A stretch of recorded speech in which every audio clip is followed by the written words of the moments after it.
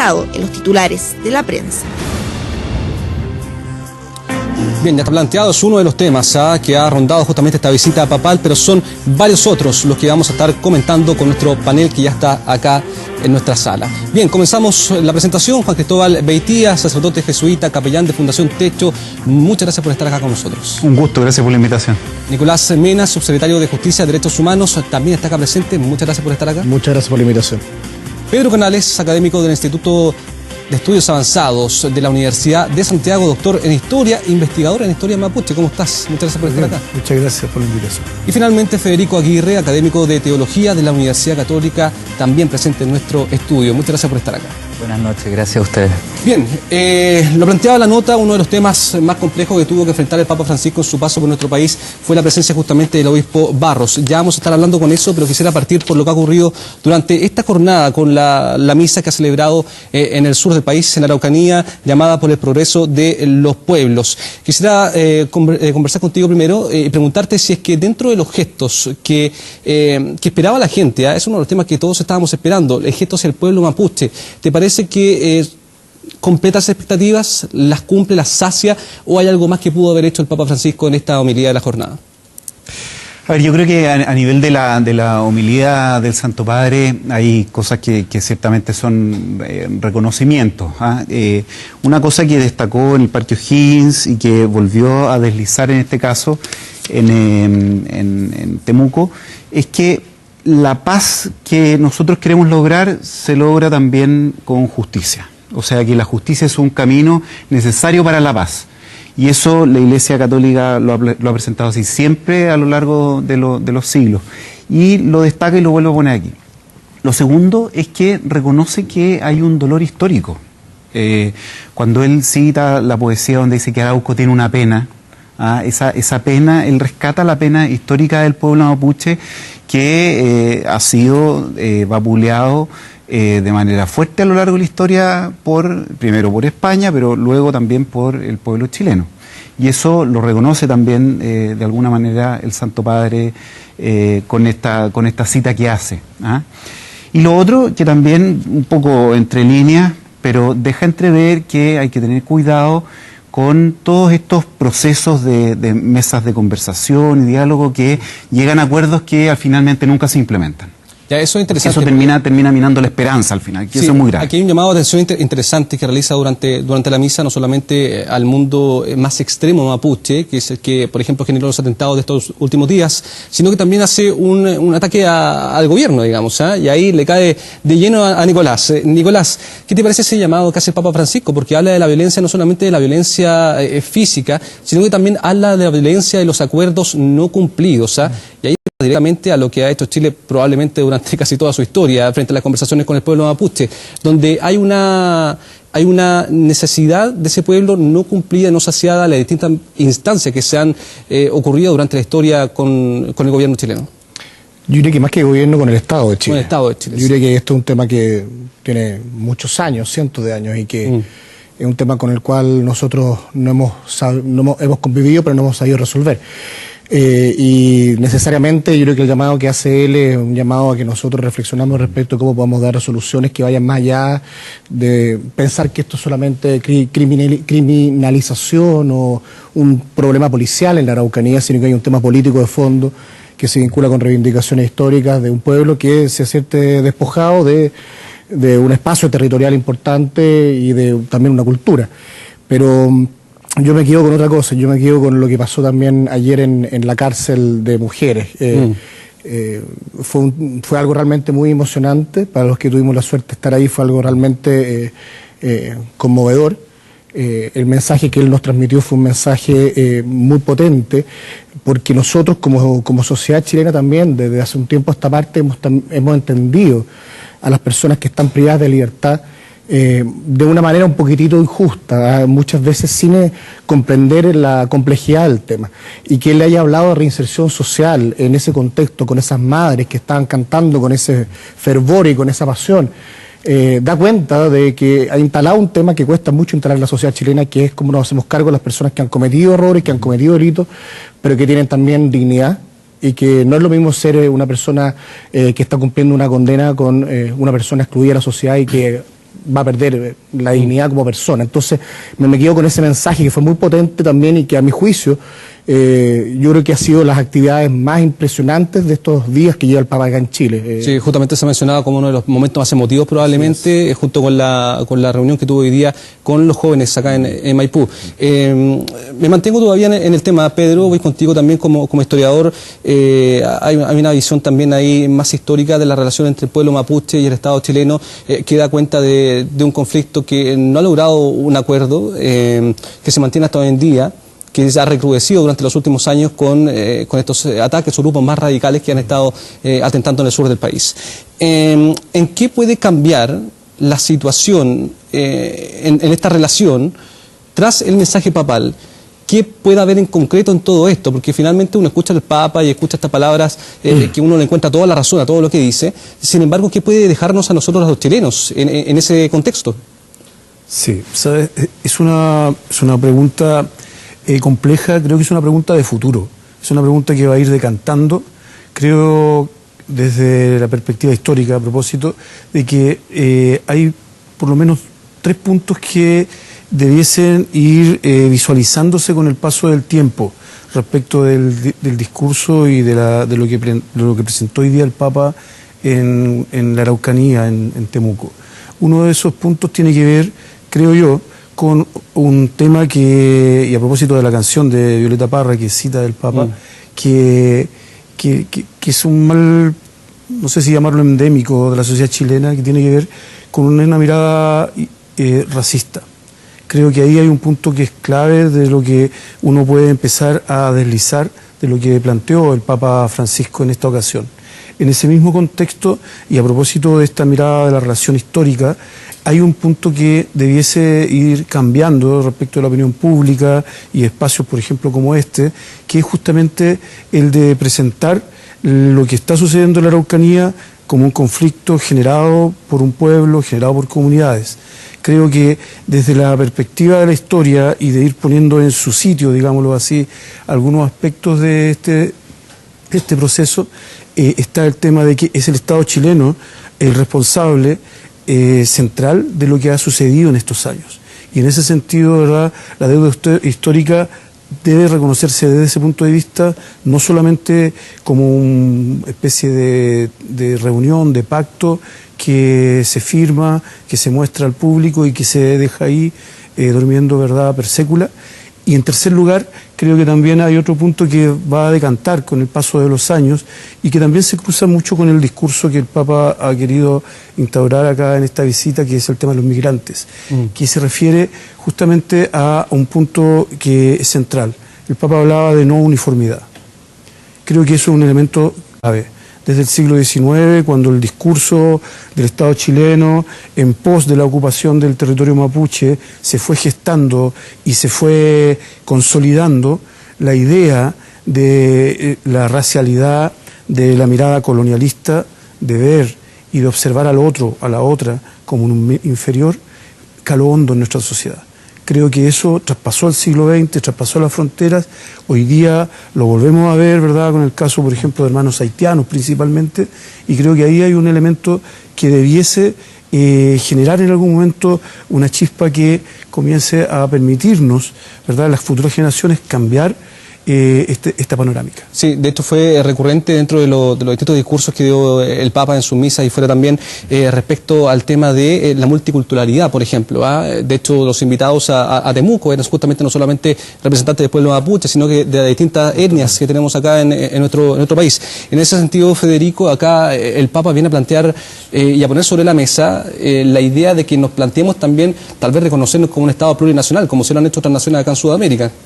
Bueno, es notable que no se haya pronunciado por eso que se temía tanto, ¿no?, la cuestión boliviana. Yo creo que en ese sentido es muy estratégico en plantear una postura que atraviesa toda su enseñanza, digamos, y que tiene que ver con el reconocimiento de la Iglesia como una realidad cultural que se encarna en el tiempo y el espacio. Entonces, bajo esa perspectiva, la Iglesia no es un molde que se llena con personajes abstractos, sino que se encarna en formas culturales. Ahí aparece la cuestión primero para la realidad latinoamericana fundamental de las culturas prehispánicas. En todo el magisterio del Papa Francisco reconocemos una puesta de relieve de esta realidad cultural como un espacio de iglesia auténtica, donde, digamos, se desarrolla la vida eclesial con la misma legitimidad que en el centro de Europa. Eso también va incluso a su relación con las otras iglesias. Como tú señalas, ha habido presencia de representantes del mundo protestante, ortodoxo y de otras religiones. Sí, ahí te marco un paréntesis también, sí, porque dentro de las palabras del Papa también se escuchó en varias ocasiones la referencia a otras religiones, no solamente acercarse a la católica, exacto, sino que también acercarse a otras religiones, a la que uno considere, pero hace ese llamado, que es súper interesante también. No me parece haber escuchado eso de otros papas. Sí. Lo que pasa es, a ver, yo creo que también es importante destacar que el Papa, porque también podría quedar casi como en una suerte de carisma, que lo tiene sin duda, personal, pero es eco del Concilio Vaticano II. El Concilio Vaticano II ya plantea de base, digamos, la base de muchos temas que el Papa ha ido desarrollando y ha ido renovando. El tema del pueblo de Dios como centro de la vida eclesial, el tema de la descentralización de la Iglesia, del reconocimiento de otras iglesias y de la acción de Dios en otras religiones. Entonces creo que si lo miramos en perspectiva, hay como una suerte de revitalización de un mensaje que ya aparece en el Concilio Vaticano II en los años 60. Dentro de las palabras del Papa, voy a preguntarle a Nicolás, señalaba, es imprescindible defender que una cultura del reconocimiento mutuo no puede construirse en base a la violencia y destrucción que termina cobrándose vidas humanas, en la relación ahí Chile-pueblo mapuche. Ojalá te pudieses desprender un poco de tu rol actual, porque esto hay que verlo muy a largo plazo, y quisiera preguntarte por dónde se parte esta relación de cordialidad mutua, porque estamos en un momento de justamente alta tensión. Ha sido difícil conversar con estos grupos, por ejemplo, como la coordinadora Arauco Mayeco, el propio pueblo mapuche no reconoce una autoridad clara en ese sentido para poder sentarse a dialogar. Entonces, está súper difícil poder dar ese punto de partida al que está señalando el Papa. ¿Por dónde podemos hacerlo? ¿Cómo Estado? ¿Cómo mirada a futuro?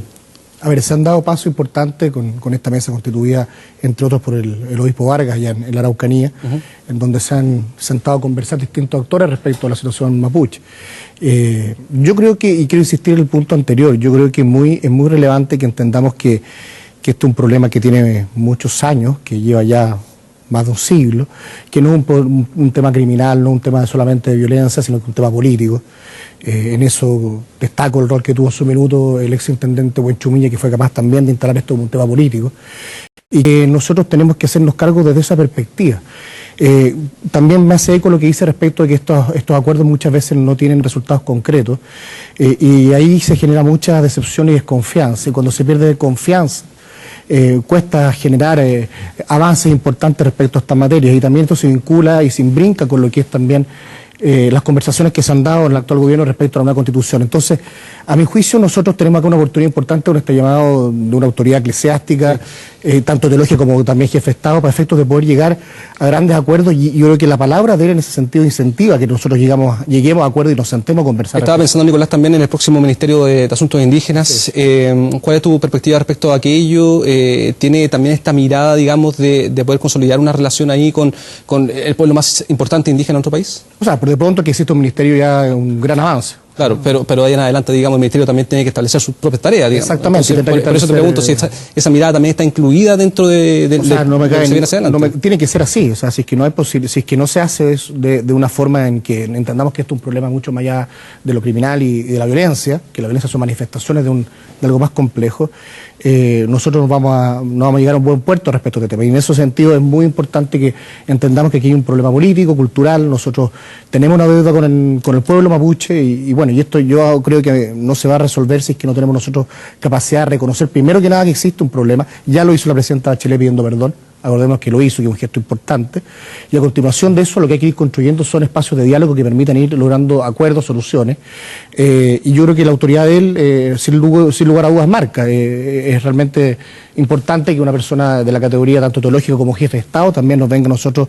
a instar a llegar a diálogos y acuerdos con respecto a un pueblo tan importante para la historia de nuestro país. Vamos a avanzar en el tema, muchachos, de los distintos temas. Tenemos la tarea titánica de avanzar por la mayor cantidad posible. Así que vamos a lo siguiente, que tiene que ver con lo que ocurrió durante la jornada de ayer. Esta reunión que se conoció en horas de la noche con víctimas de abusos sexuales de miembros de la Iglesia.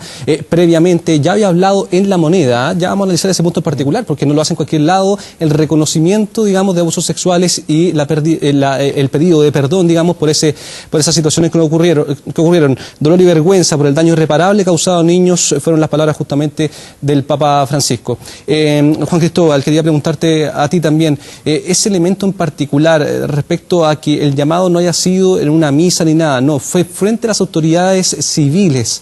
¿Qué simbolismo quiso reflejar ahí Papa Francisco? Mira, yo creo que él quiere mostrar que esto no es algo que quede solo al interior de la Iglesia. Su manifestación de vergüenza y de dolor es delante de todo el pueblo chileno. O sea, ahí estábamos, digo porque yo también estaba presente, habíamos representantes del mundo eclesial, de distintas religiones, y que el Papa Francisco ponga a nombre de la Iglesia Universal, decir, mire, sabe que esto es vergonzoso, yo creo que pone el tono, digamos, de la petición de perdón que él está haciendo. O sea, no es algo solo entre nosotros.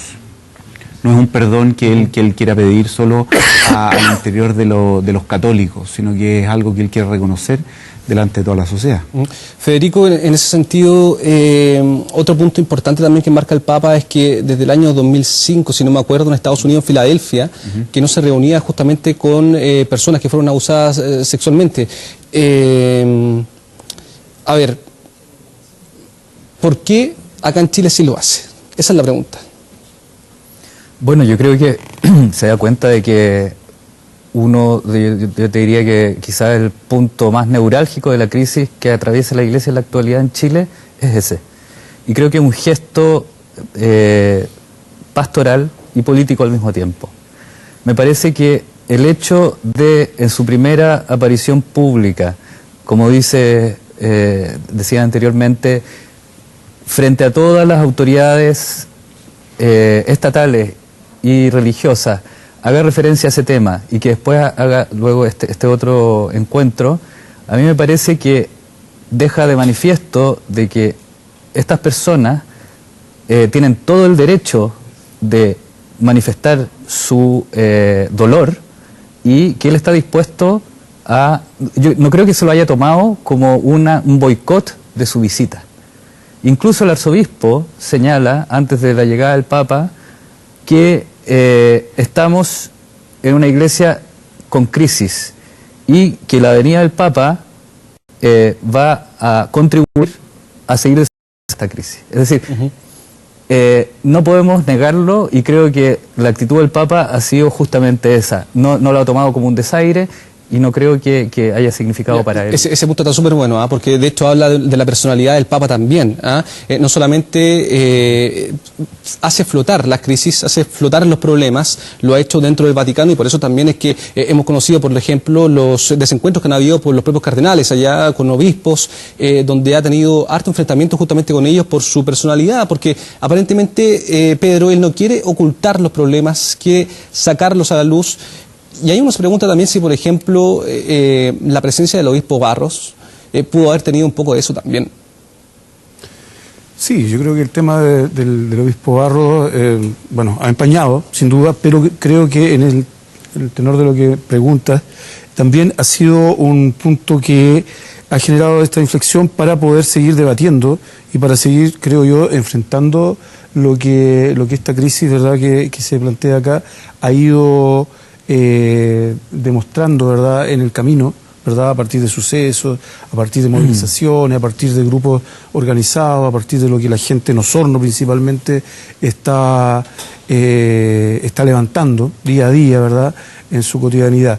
En ese sentido creo que es un punto es un punto que sin duda hay que mantener, hay que tener en cuenta y que también hace o nos permite, de verdad, conversar acá, pero también permite que la gente que es feligresa católica con profundidad, digámoslo así, pueda ver qué está pasando realmente con su iglesia y no quedarse en un aspecto superficial de lo que es esta visita, por decirlo de alguna forma.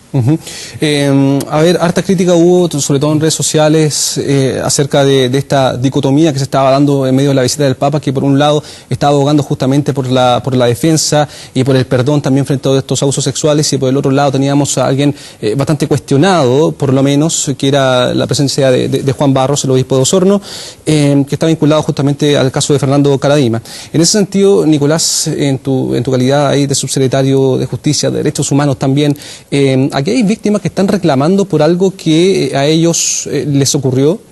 No se ha hecho efectivamente justicia civil, y aún así la presencia de Juan Barros fue y estuvo al lado del Papa Francisco. ¿Qué te parece? ¿Qué opinión te merece aquello? Y luego ya vamos a un tema un poquito más político, pero en lo personal, ¿qué te parece aquello? A ver, yo no puedo desligarme de mi rol, así que tampoco puedo hacer un análisis tan personal respecto al tema, pero soy católico y también pertenezco a la Iglesia.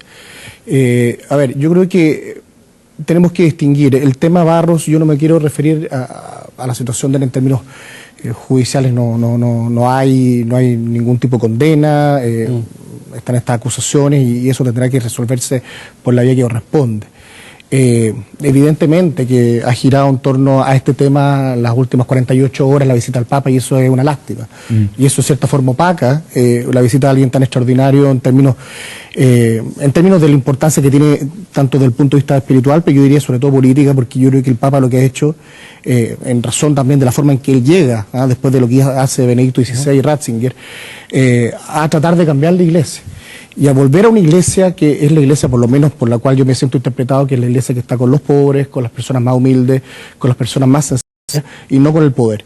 Entonces lo que él ha hecho en el Vaticano, lo que él ha logrado hacer en términos de formas, pero también en términos de mensaje, en sus encíclicas, Laudato Si, y en todas las encíclicas que ha sacado hasta ahora, ha sido un mensaje extremadamente potente.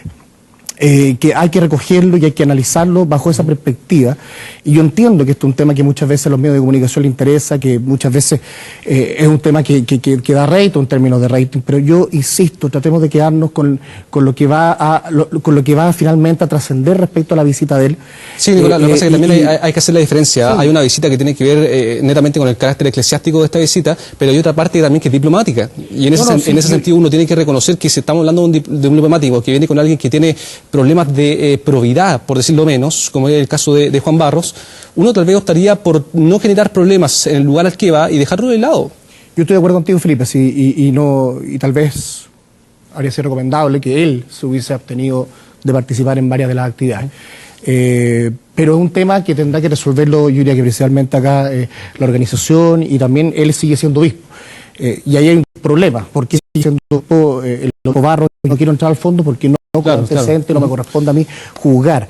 Lo que sí quiero constatar un hecho, que se está empañando una visita que es muy relevante en términos del mensaje que está dejando. Lo que tú has dicho respecto a la Araucanía es extremadamente importante. Sí. Por primera vez tenemos una persona que no habla de la violencia tan solo, no habla tan solo del tema criminal, no lo restringe a eso, sino que es capaz de darnos también una visión bastante más global, bastante más omnicomprensiva del problema, y nos llama al diálogo.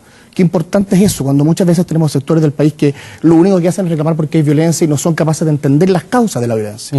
Y al mismo tiempo, con respecto a lo que ha pasado con las víctimas, se reunió con las víctimas, pidió perdón. Evidentemente la Iglesia es una institución que avanza un poco lento, por eso que ha perdurado 2000 años. Son instituciones que siempre van un poco más lentas que el resto. Las cosas de Palacio van despacio. Exactamente. Pero en fin, pero yo tengo esperanza de que él va a lograr ir paulatinamente cambiando la Iglesia. Creo que en cierta medida lo hizo en su minuto Ratzinger, lo está haciendo él. Evidentemente que la Iglesia es una obra humana que tiene muchas imperfecciones. Bueno, y además somos todos los católicos parte de esa Iglesia, no solamente responsabilidad del clero, ahí también hay responsabilidad de todos de tratar de cambiar un poco la conducta que también ha marcado la Iglesia. Pero me quedo con los mensajes más importantes y también también con el perdón a las víctimas. No me quiero quedar solamente en el tema del obispo Barros y las acusaciones, pero... ¿Podría decir una cosa respecto a eso? Sí, dale, adelante. Que me parece importante entender una cuestión de fondo que justamente tiene que ver con la profundidad teológica del mensaje del Papa Francisco. El Papa Francisco está renovando, como digo, con muchos otros referentes históricos también, pero está produciendo una renovación de las estructuras de poder de la Iglesia. A mí me parecería sumamente violento que llegara a cortar cabezas, digamos. En alguna medida siento que está planteando... Y tú dices como que hubiese llegado Chile a cortar cabezas. Exacto. Ya. Es decir, me parece poco democrático. Tenemos instituciones, y lo mismo es válido para, digamos, el Estado chileno. Tenemos una institucionalidad que podemos criticar y creer que funciona muy mal. Ahora, ¿cuáles son los mecanismos para transformarla? Esa es la pregunta de fondo. Y el mensaje del Papa es: hagámonos cargo de la Iglesia en todos los niveles. Nunca ha censurado el pedir, digamos, a nuestros pastores una actitud responsable. Entonces yo creo que sería contradictorio que se dedicara directamente a destituir gente y sabiendo que eso en el fondo responde a toda una problemática de la Iglesia que es tremendamente compleja y que tiene una dimensión social, porque hay cuestiones de la sociedad chilena involucradas. Sí, pero probablemente lo que más hace el Papa en ese sentido es tirarnos la pelota y nosotros tenemos que recogerla, que es lo que estamos haciendo justamente ahora en la discusión. Háganse cargo de su Iglesia. Yo no soy el dueño de la Iglesia chilena. Ese es el mensaje que yo interpreto en la actitud. Mira, hablando... Y para agregar una cosa que dice Federico, también importante que nosotros, y es una cosa que me ha pasado a mí, yo estuve en 3 actos el día de ayer. En La Moneda, estuve en el Parque O'Higgins también en forma particular y después estuve en el acto en la cárcel. La excepción de la cárcel a mí me llama la atención, y lo he visto por la prensa, de cómo creo que ha ido cambiando el mundo católico en los últimos años. Y yo creo que ahí hay también una deuda importante con respecto a lo que tú mencionas. Estos temas son extremadamente dolorosos como iglesia. Yo he visto mucha gente alejándose de la iglesia. Veo una iglesia un poco de élite, un poco de clase alta. No es la iglesia que conocí o que recuerdo, era un poco chico, porque recuerdo el año 80 o principios de los 90. Y ahí tenemos una deuda. Y me parece que es una oportunidad importante para volver a esa iglesia. Sí, pues muchos dicen que, por ejemplo, los momentos de crisis son momentos también de muchas oportunidades, como para ir sanando cosas. Pedro, a ver, me quiero desprender un poquito del tema de Juan Barros, pero sí agarrar un temita que se desprende de aquello. A ver, voy a tratar de interpretar un poco lo que ha ocurrido tal vez durante esta presencia del obispo de Osorno, porque las quejas que llegan de la gente, uno podría decir, claro, la queja tiene que ver con el caso, con su vinculación a Fernando Karadima, pero por otro lado también da cuenta de una realidad que no solamente afecta, por ejemplo, al mundo político, sino que también está afectando a la Iglesia, que tiene que ver con la falta de credibilidad y el pedido de probidad o transparencia, si tú quieres, en ese sentido. Aquí, ¿te parece que esa interpretación es válida para hablar de la cantidad de quejas que ha llegado respecto a ese tema en particular? La gente le pide también a la Iglesia que haya mayor transparencia, que haya mayor claridad, que haya también, tal vez, declaraciones directas al caso. Sí, como dice, por ejemplo, el subsecretario, Chile, la Iglesia ha cambiado. En general, ¿ya? O sea, yo también vengo de una tradición cristiana católica, por decirlo así, en una población en el norte de Santiago, ¿verdad?, donde la Iglesia tenía un impacto a propósito de la dictadura muy fuerte, porque era el lugar donde la gente podía ser, digámoslo así, libre, donde podía tener seguridad, donde podía proteger sus vidas. Eso cambió. Y eso es lamentable cuando uno lo ve, ¿verdad?, pensando que era niño, joven, y ve esta iglesia hoy. Principalmente porque esa credibilidad se pierde y se comienza y aquí lo puedo vincular nuevamente con la Araucanía, se empieza en esta crisis, empieza a ver gente católica que empieza a emigrar hacia otros credos, ¿ya? Y eso, no solamente eso, pero en parte explica el hecho de que la Araucanía tenga una gran cantidad de población hoy día del mundo evangélico.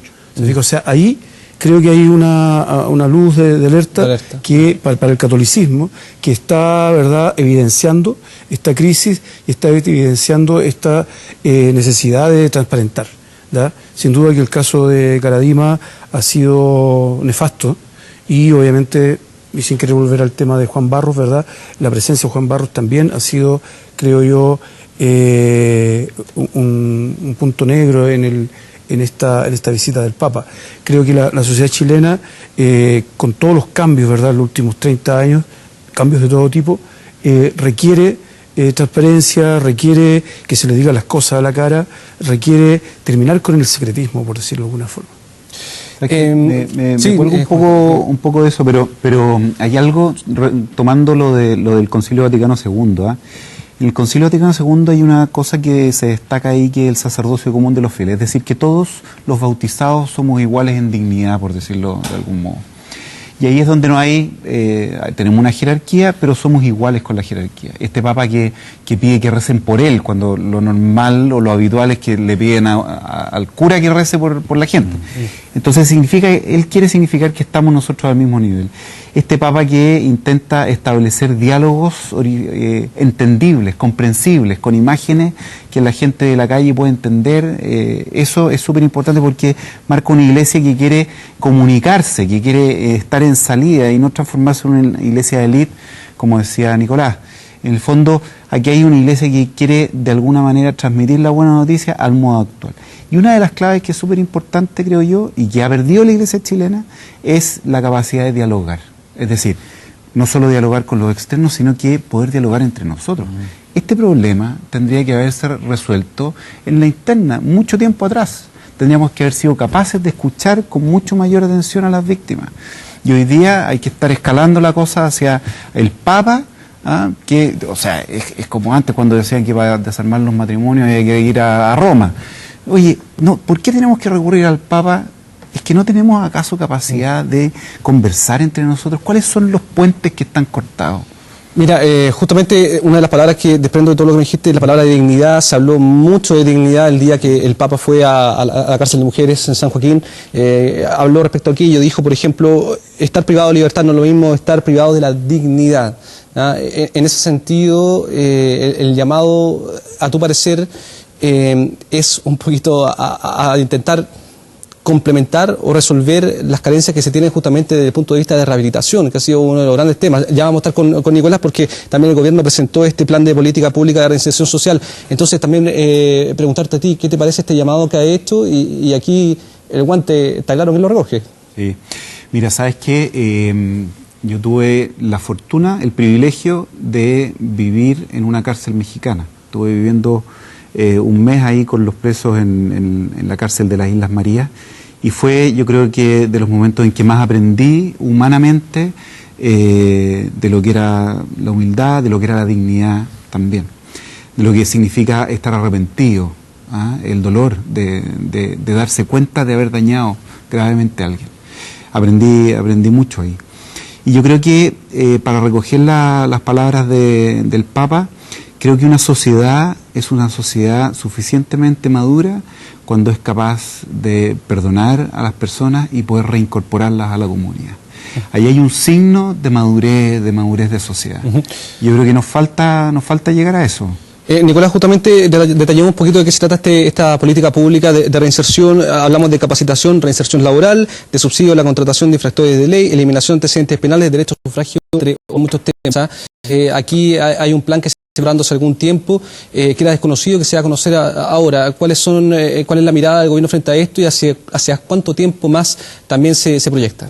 A ver, este plan es fruto de un comité asesor que nosotros constituimos cuando llegamos, ministro Campos y quien habla, y también la subsecretaria Fríes, que es un comité que tiene como propósito reunir a todas las personas vinculadas al área de reinserción social, exministros de Estado de todos los gobiernos anteriores, sin distinción de color político, todos los ministros también que están vinculados y todos los servicios públicos vinculados al tema de reinserción social.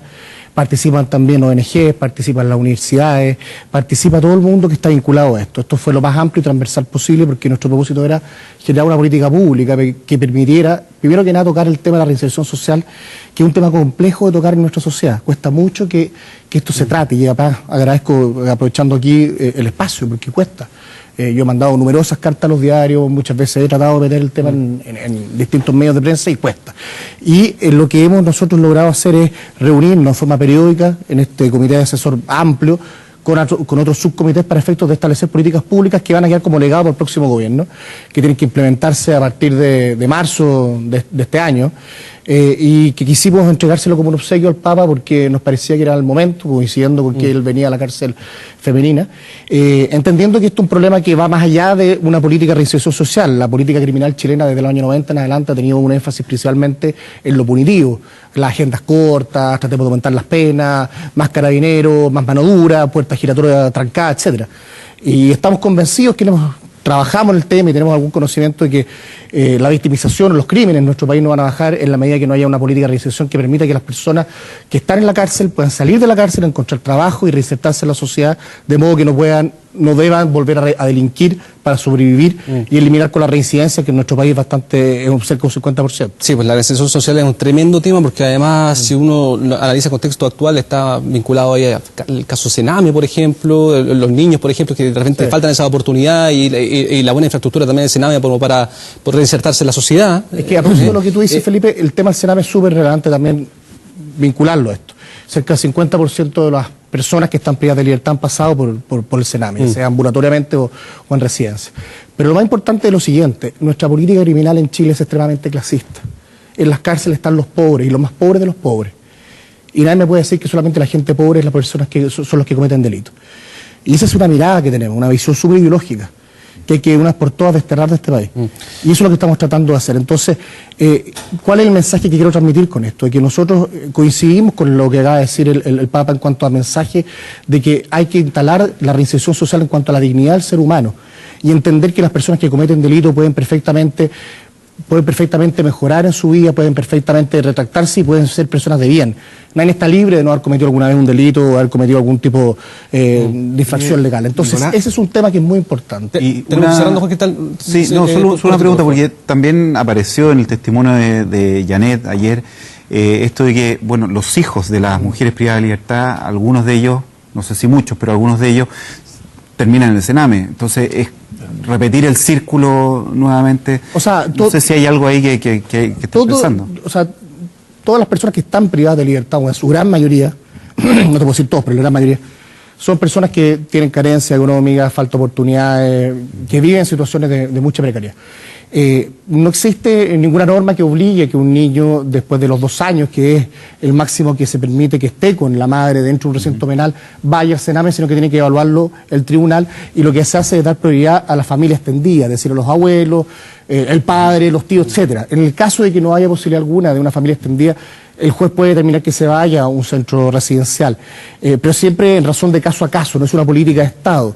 Y lo que estamos planteando, y a propósito de lo que nos contó Janet el día de ayer, es cómo nosotros logramos una alternativa que permita conciliar 2 cosas que no son fáciles. El que los niños, las guaguitas, porque son guaguitas, estén con su madre los primeros meses de vida, o primeros años de vida, pero tampoco podemos condenar a esos niños a estar en la cárcel. Ellos no han cometido delito alguno. Y esa ecuación no es fácil de conciliar. Bien, muchachos, les quiero agradecer haber estado acá con nosotros en Vía Pública. Nicolás, Federico, Juan Pablo, Pedro, un gusto haber estado con ustedes. Muchas gracias. Gracias. Muy bien. Nosotros nos vamos a una pausa, ya volvemos.